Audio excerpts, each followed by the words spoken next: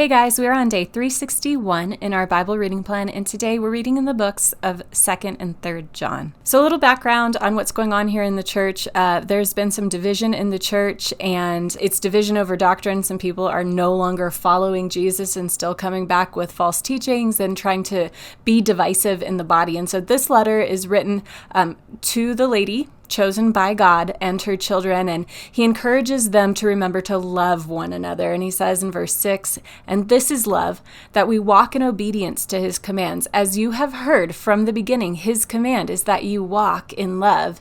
And he tells them this to guard against deceivers who don't acknowledge Christ. In verse 9, he says, "Anyone who runs ahead and does not continue in teaching of Christ does not have God. Whoever continues in the teaching has both the Father and the Son. If anyone comes to you and does not bring this teaching, don't even take them into your house or welcome them." So he's helping them guard against division within the church, within the family of believers. He's helping them navigate this season. And in the book of 3rd John, it's written to Gaius.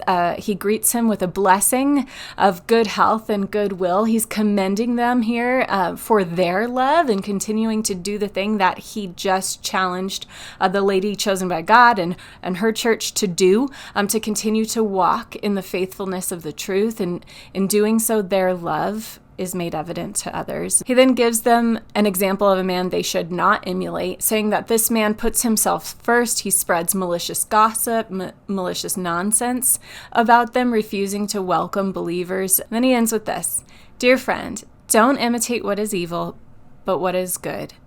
Anyone who does what is good is from God, and anyone who does evil has not seen God." And so there's this theme here of emulating love, of following the true teachings of who Jesus is, following the gospel, and this theme coupled with obedience to the commands of love.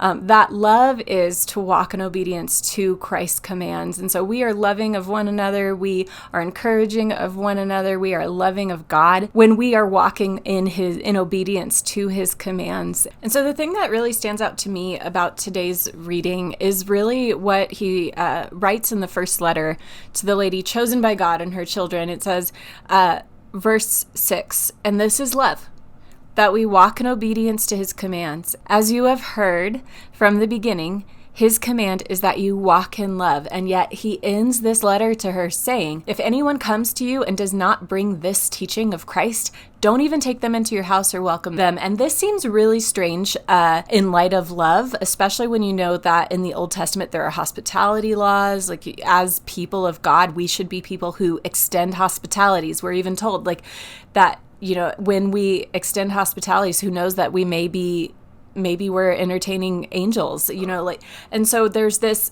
weird thing that seems to be happening, that he's saying if anyone comes to you and doesn't bring this teaching, don't even take them into your house or welcome them. Sometimes it's hard in the church not to extend hospitality, but it is good to know that there are certain boundary lines that we can honor with one another, and that's okay, and that is also loving.